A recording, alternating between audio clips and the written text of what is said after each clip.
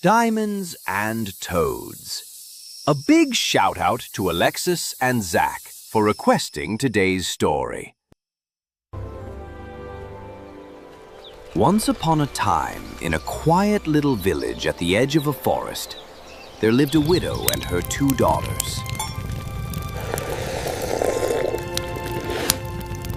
The elder, Clarice, was the very image of her mother, sharp-tongued, proud, and vain. The younger, Marianne, was gentle, patient, and kind-hearted, just like her late father. Their cottage was humble, with ivy creeping up the stone walls and a small garden of herbs and wildflowers that Marianne tended daily.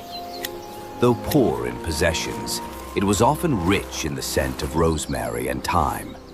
And when the sun set over the hills, the whole place glowed gold. But despite the simple beauty of their life, the house was full of discord.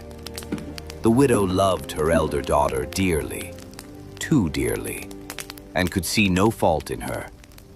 Clarice was indulged in every way, praised for every word, excused for every cruelty. She dressed in ribbons and lace, even when there was barely enough bread on the table. Marianne, by contrast, wore plain dresses, mended at the hem and sleeves. She did all the work, fetching water from the distant well, washing clothes, cooking, cleaning, and tending the fire in winter. Her mother's voice was sharp whenever she spoke to her. Stop daydreaming, Marianne. You will never be anything but a servant if you keep your head in the clouds. But Marianne did not answer back. She had learned long ago that kindness was the only armor she could afford.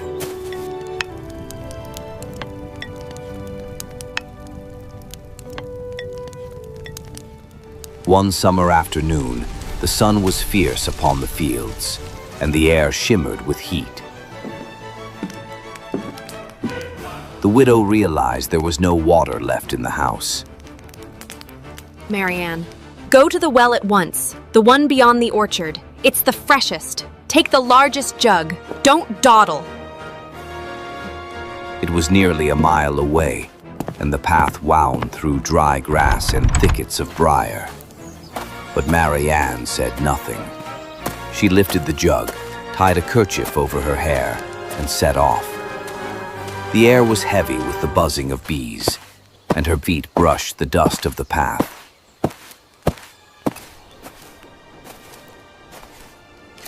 By the time she reached the old stone well, her arms were trembling with fatigue. She lowered the bucket, filled her jug carefully, and sat on the edge to rest a moment. It was then she heard a faint voice. My dear child, might I trouble you for a drink of water?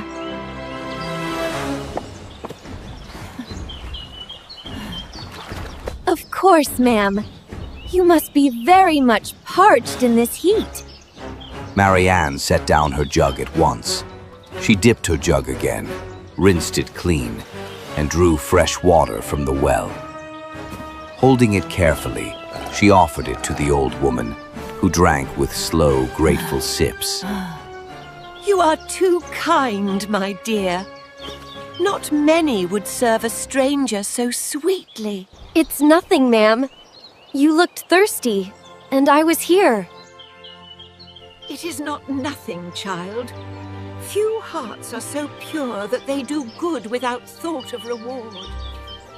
The old woman's eyes gleamed with something ancient and knowing. She straightened slowly, and in an instant, her form shimmered and changed. She was no longer a beggar, but a fairy, glowing faintly as moonlight. Oh, forgive me. I did not know. You have done no wrong, child. You have shown a pure heart. From this day forth, every word you speak shall be a gift to the world. Flowers and jewels shall fall from your lips, the mirror of your kindness. A gift from my heart? Yes. Each time you speak, from your lips shall fall a flower or a jewel, the outward sign of your goodness within. Go now and speak with care. Before Marianne could find words to thank her, the fairy had vanished like mist in sunlight. Still trembling, Marianne lifted her jug and hurried home. When she reached the cottage, her mother and sister were waiting, impatient and cross.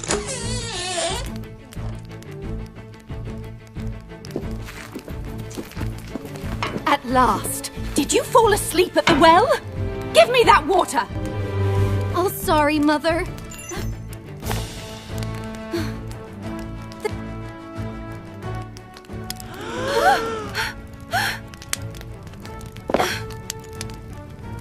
Oh my goodness. Diamonds. Roses. Tell me, child, where did you get them? Marianne stammered, and as she spoke, more jewels, pearls, sapphires, and delicate blooms fell from her lips. The floor sparkled with them. Clarice gasped. Mother, she's bewitched. Bewitched? Nonsense. This is fortune smiling upon us. Marianne told the story as best she could, and with every gentle word, more gems tumbled down. Her mother gathered them greedily in her apron, her mind racing with the riches they promised. When Marianne finished, her mother gripped Clarice's arm. You must go to that well at once. Do exactly as your sister did, and we shall be twice as rich. Clarice was not pleased by this idea. The thought of walking a mile in the sun and fetching water like a servant made her wrinkle her nose. But when she saw the pile of diamonds glittering on the table, she changed her mind. Very well, if it will make you happy. Be polite. Speak kindly to any old woman you meet. Clarice muttered to herself the whole way. The dust clung to her shoes, and the heat made her flush with irritation. When she reached the well, she bent to fill her jug. But before she could lift it, a figure appeared beside her. It was again the fairy, though this time she looked not like a beggar, but like a beautiful princess. Clarice stared at her, unimpressed. Good day, madame. Might I kindly have a sip of water? I have not come here to serve strangers. If you're thirsty, draw your own water. You would deny water to one who thirsts? I would deny it to anyone who thinks me a servant. I came here for my own business, not yours. Then you shall be rewarded according to your heart. Clarice blinked, startled, but shrugged. What nonsense! She muttered and began the long walk home.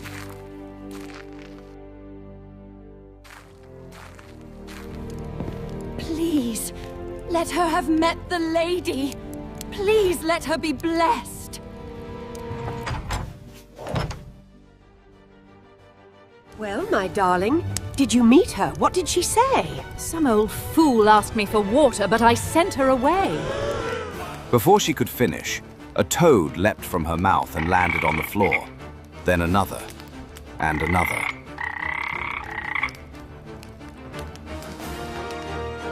The next word brought a snake, coiling and hissing.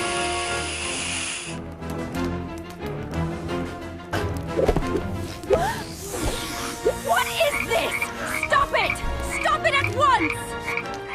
But Clarice could not. Each angry word brought another creature slithering from her lips. The room filled with croaking and hissing until the widow fled into the yard, crying out in despair. Oh, why? This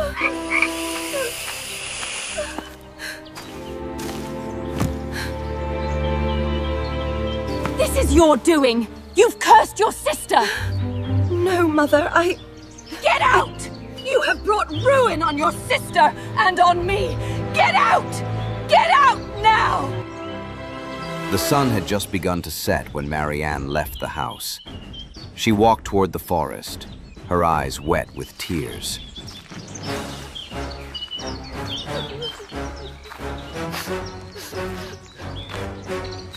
But not far along the road, a carriage approached, a fine one, drawn by white horses and bearing the king's crest upon its door. Inside sat the prince, returning from a hunt. When he saw the girl walking alone, he ordered the driver to stop. Young woman, are you in trouble? No trouble, my lord. Only sorrow.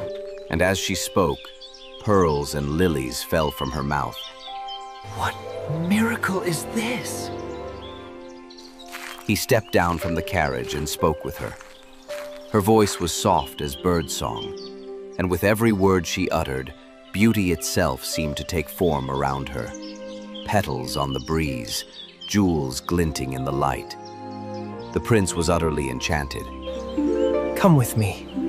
My father must meet the maiden whose words are jewels.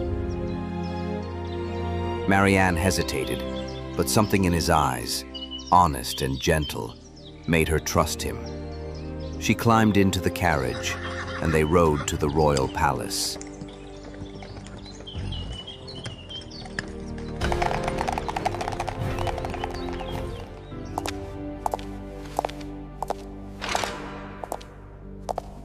The king and queen received her in the grand hall, and when she curtsied and greeted them, diamonds rolled across the marble floor.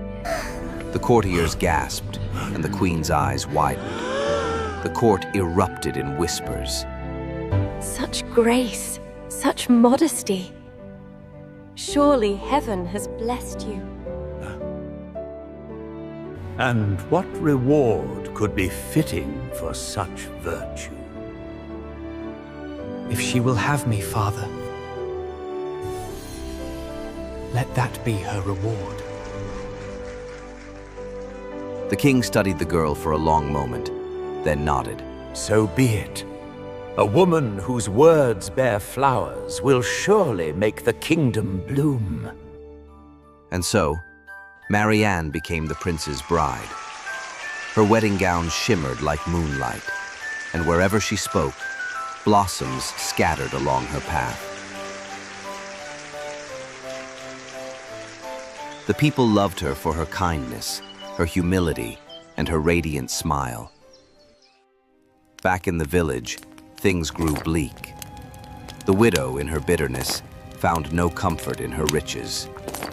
The jewels she had gathered seemed dull and worthless now that her kind daughter was gone. What good are riches when joy itself has fled? As for Clarice, no one dared speak to her. The creatures that leapt from her mouth drove people away in fear and disgust. Even her mother, at last, could not bear it. You've brought shame and misery on us both. Leave this house and never return. Mother, please. Why? Why must I suffer so? Clarice fled into the woods, weeping and cursing. But every curse brought more toads and snakes. She wandered, friendless and unloved, until at last she vanished from the world. Some say she still haunts the forest paths, her words croaking from the mouths of frogs by the well. As for the widow, her greed turned to madness. My treasures. My beautiful treasures. She lived alone, surrounded by the fading remnants of her stolen jewels, until one cold winter night, she was found dead beside the hearth. Years passed. Under the gentle reign of the prince and his fairy-born bride, the kingdom flourished, The poor were fed, the fields were tended, and the air of kindness seemed to ripple from the palace outward. Whenever the queen spoke, her words brought light and joy, as if the magic of her gift had spread beyond jewels and flowers to touch the hearts of all who heard her. You've changed this land, my love. Not I alone. Kindness spreads like sunlight. It warms every heart it touches. Her children grew up in the same spirit, humble, generous, and wise. And though the fairy who had blessed her was never seen again, the queen often felt her presence in the quiet moments, like a faint perfume of roses on the air. True grace and kindness cost nothing, yet they make the world rich. Beauty fades and wealth crumbles, but a gentle heart will shine forever.